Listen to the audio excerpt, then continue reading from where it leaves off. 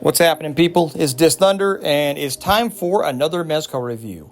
This one took me a little longer than I planned on, mostly because, well, we'll get into that. It's not a bad thing, I just kind of expanded the scope of what I want to do with this here review.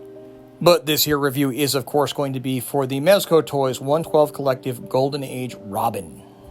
And there's really not much that hasn't been said in the last 70 years about this character, so I don't know what I can add as far as background goes, but this is, of course, Dick Grayson, first appearing in April of 1940 in Detective Comics number 38. These days, he is credited to Bill Finger and Bob Kane, Bill Finger being the primary writer and Bob Kane being the artist. Take that for what you will, but at least I think it's a decent compromise compared to just having that little Bob Kane square on the bottom corner that we all grew up with.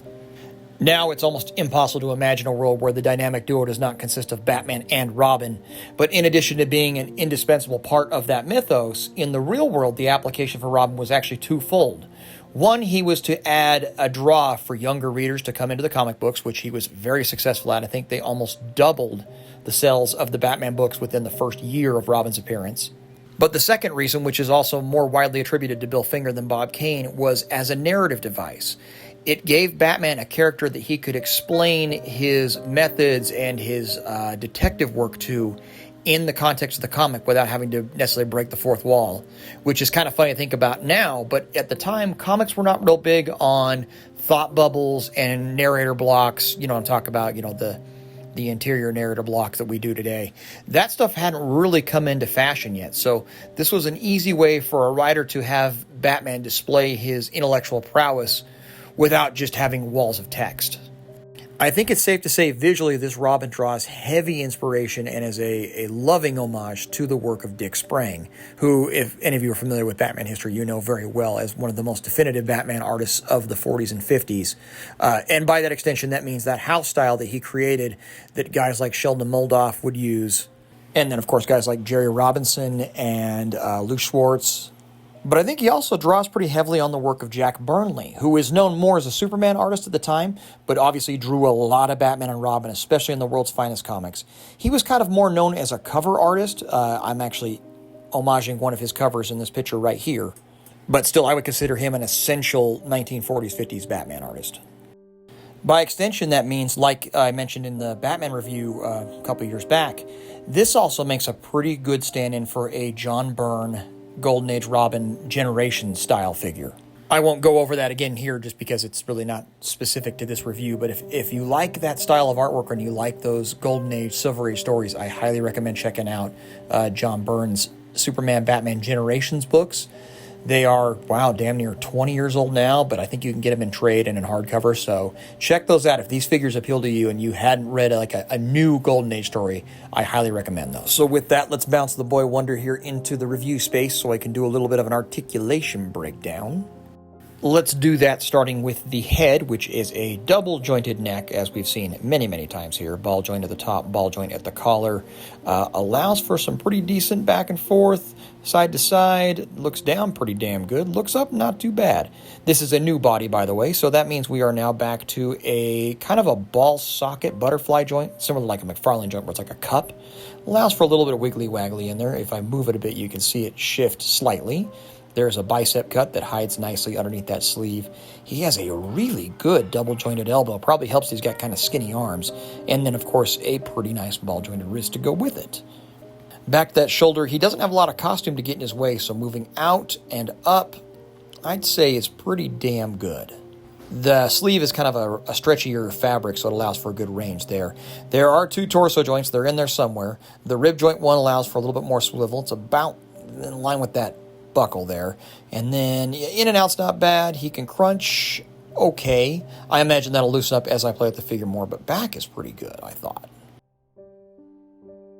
I know people complained about these shorts, but if you look at any picture of Robin proper from the 40s and 50s, that's how they're supposed to look. They're not bikini briefs. They're shorts. They do tend to bunch up a little bit, but the nice thing about that is they match the material really well, and number two, they don't get in the way at all. As you can see, range forward to side is really good. And so appearance-wise, you may have to manually adjust them here and there to make them look less crotchy, But function-wise, they're fantastic. I think if they were to do like a Bronze Age version, that's an easy fix. They just make him the more Brie-style shorts. I think the body would still work for it too. Double-jointed knee is fantastic. As you can see, he's right up on his backside there. And then there is a double joint in the foot elf shoe thing here. There's a ball that goes into the bottom of his shin, and then, of course, a ball that goes into the foot itself. It allows for a little bit of range of motion. It's mostly for stability, but I think that works just fine for what we're doing here. And then, of course, there are 2 wires in the cape, 1 on each side. With his lightweight cape, this actually makes for some really good posing opportunities. So I think, as much as, I don't love wire capes, I think it works great here. Switching gears and going over a little bit of the accessories, we'll start with the heads. This one is my favorite, as you probably noticed because it's in almost every picture. This is just a great smiling head that is extremely Dick Sprang, and it is extremely Dick Grayson Robin. So this is my favorite of the 3. Then we have the open mouth talking or yelling head, which I think I say this every time. That's a difficult look to pull off, but Mezco has been able to do it pretty consistently. This one's a little awkward. I think it's the eyebrows that throw it a little bit, but then again, if you had a bandana mask on over your eyebrows, it'd probably mess them up too. But I think it works pretty well for what it's trying to convey. And then we have a more basic stern head, which is usually my go-to, but like I said, in this case, the smiling head is just perfect for me. That being said, you'd hate not to have this option, and I think this head sculpt works great. Were it not for that smiling head, this would be the default that I would go with. The Stoic head also can fit the oxygen rebreather, much like the one that came with the Batman figures before him. I think this head has the magnet in it that goes with the little magnet that's inside of the rebreather, but you could probably fit it on the other 2 heads pretty well if you wanted to. It's similar enough in shape that, yeah, it's like Batman. You can use it on any of them if you really want to, but it stays on this one. And since we're doing accessories, also along with that rebreather, we get a bat rope with a wire line. I kind of prefer the string, but hey, to each his own. 3 pair batarangs, 2 green, 2 red black, and 2 yellow black, and these excellent articulated back cuffs that you can use without having to pop the hands off of the wrist joints of the figures you want to cuff. The batarangs fit really well in his semi-open hands. Unfortunately, he doesn't come with like the traditional C-grip or grippy hands like we used to call them. It's just these open and fists. A little bit of a bummer because that means he's not really cross-compatible with a lot of accessories, but I don't know. Just wanted to mention it's one of the only nitpicks I have about the figure. Although to help make up for that a little bit, he comes with this right hand that has his sling effect in it. And this is really cool. It's like the Turtles effects, they're very vibrant. The clear plastic works really well, and the paintwork is impeccable on it. It's just a really cool looking accessory. And like I said, kind of makes up for him not being able to hold a lot of different bat weapons. I guess it all kind of works out in the end because I feel like stylistically and, of course, color-wise, they far better match the Golden Age Batman figure anyway. So it's not the worst thing in the world. And it's not like he necessarily has to hold the handcuffs to be able to use them. I'm not sure where I was going with this. But they're cool. I like them. So that kind of sort of seamlessly puts us into size comparisons. And this is the other thing that is sort of contentious about this figure. Not so much for me. I think I'm fine with it. But I wouldn't have hated it if he was a little bit shorter. He is kind of tall. He comes up to Batman's chin, basically, which still smaller than Batman. That's the goal. But he may be a little tall for some people. On a kind of personal aside, one of the things I always wanted to buy back in like the early 2000s was when Hasbro made a 2-pack of 12-inch figures for the DC Superheroes line they used to sell in like the WB stores, and it was a Dick Sprang Batman and Robin. This was such a great looking set then, but now I can say 25 years later, I don't need it anymore. That's pretty awesome. Here he is with the GOAT, the Supreme Knight Batman, and I'm not going to tell you you can't do this. If you want to put these 2 together in your collection, I'm not going to stop you. Why would I? Hell, I don't know. Put some green pants on the kid and give him some pouches on his belt. I think he could fit right in. Now, as far as stacking him up to other Robins go, here you have the DC Collectibles Carrie Kelly Robin. You have the McFarlane Toys Carrie Kelly Robin. Then, of course, the Mezco Dick Grayson and the Mezco Damian Wayne.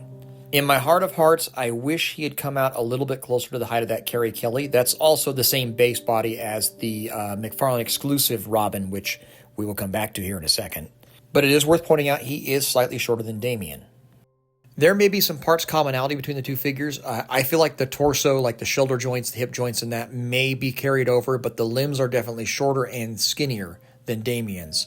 Thinking on it now, the height was a complaint with Damien too, so hey, at least he's shorter than Damien this time. They did correct it to a degree. So now we're getting into the fun stuff. We get to talk a little bit about customization potential, because we get so few figures of this Robin costume in 112, certainly in a cloth goods costume like this, and DC's done his level best to try to erase this costume from existence, which pisses me off, frankly. I mean, just own it. This is a part of your history. It's an iconic costume. Anyway, so the first thing I wanted to do was make a Carrie Kelly, of course, and I realized pretty early on that this base body was going to be too tall at the least, and probably too masculine to pull that off. So I went with the Bro Toys body, one of their Resident Evil, well, not Resident Evil figures, and I moved the costume and the gloves and the shoes over onto that base. And they do look a little oversized on her, which I think is perfect, because as you remember, Carrie bought an off-the-rack boys Robin costume and kind of fitted it to her needs in her bedroom. So I think it pulls it off really well. Size discrepancy kind of worked out in my favor. Don't get me wrong, I would have been happy if the factory Robin figure had been the same height as this custom, but having them separate now, I like how this worked out. Now there's a bigger difference between the two characters, and they're unique in their own ways on the shelf beyond the obvious. Having taken the figure apart, I can see a lot of potential for, like I said before, doing a bronze or a Silver Age version of this costume, because it's segmented. Of course, the tunic is one piece, the shorts are one piece, and the sleeves, so it would not be difficult to swap out, like, to say some briefs for the lower, and basically, new head sculpt, and you have a Bronze Age Dick Grayson Robin, or even a Jason Todd if you want to do modern, or I guess Jason's Bronze Age too, but you know what I mean. Anyway, to finish off the Carrie figure, I just used the McFarlane head, and then I used the shorts from the Gold Label exclusive Dick Grayson Robin, which you'll be seeing more of him here in a second. Actually, I showed him already, but we'll come back to that in a second. And to be perfectly honest, unless Mezco makes one themselves, I don't think I'm going to get a better Carrie Kelly figure than the one I've cooked up. And should you decide to make one of your own, I can actually thankfully tell you it wasn't a real terrible custom to do. It wasn't real difficult. It's just a matter of doing a little bit of stitching in the back of the costume and finding some shorts for her to wear that covered her up better than the fabric ones are going to be able to. That, of course, leaves us with some head swap options. And like I said, there's just not a lot of figures of this Robin costume. Thankfully, there was a Gold Label McFarlane one not very long ago, and that actually has been the placeholder in my collection for some time now, so it made sense to try that head on this body, and actually, I think it works. It's not perfect. Skin tones are pretty close. Scale may be slightly off. It may be a little small for just how tall this body is, but I think it'll do, especially given your modern options. If you're looking for a more or actually in this case, less stylized look for your Robin figure, this may be a good possibility. I did, of course, want to try the old DC Collectibles Teen Titans Robin head, the George Perez style one. Sadly, that one's going to be a bridge too far, but I'm going to show you the picture of it anyway, just so you're not tempted to go chase one down on eBay and spend too much money. Another possibility for you might be this 3D print from Flashpoint Customs on Instagram. This is obviously pretty early on. He just started doing this last couple days, but I think this has got a lot of potential, and obviously the size and scaling is much better than even, say, the McFarlane, in my opinion. So this may be something you want to keep an eye on. I'll put his tags in there so you can find him later. If you're not going to make your expensive toys more expensive, which is in fact the tagline of my channel in case you didn't know, here is how he looks with the Dick Tracy figure, and also to that extent with the Two-Face figure from the previous Mezco sets we've got. Probably should have put this with the size comparisons, but this is more of like where they live on the shelf in my collection. I kind of want to start sharing that a little bit because I think people wonder what the hell I do with all this stuff. Well, now you know. And the Gold Label McFarlane head version will live over here with my sort of more realistic take Year 1 JLA. And that's got the Ascending Knight Batman head on the black Cape Crusader body, which I'm a huge fan of and wish I thought of first, but it has a prominent place in my collection. So doing a recommendation on this figure at this part in the video feels kind of like a foregone conclusion. It's pretty obvious I'm going to recommend this figure to you. That shouldn't be any surprise to anybody. However, if you feel like you need more justification, I'm going to come back to that whole customization potential thing. I think there's a lot of possibilities of this figure that I think even Mezco themselves can go back to the well on and do some other things with. But as it is right now, face value, you've got a a really good classic 112 Robin costume. You've got a good small, medium-ish teen buck that you could use. And maybe a little light on the accessories, but he's got the essentials covered. And obviously, if you bought the Golden Age Batman Two-Face 2-pack or the Black and Gray Cape Crusader, this feels like a necessity to even finish that off. Well, I guess you could kind of lie to yourself on the Black and Gray Cape Crusader, but if you have it, you want this figure too. Let's be real. And you also are aware that there is a Golden Age Joker coming, I would say more like the first of next year, but you never know. It could make it out here before Christmas. And I'm hopeful that these have sold well. They look like they have, to the point where maybe we'll see a Superman and, I don't know, maybe like a Flash or a Green Lantern would be fantastic.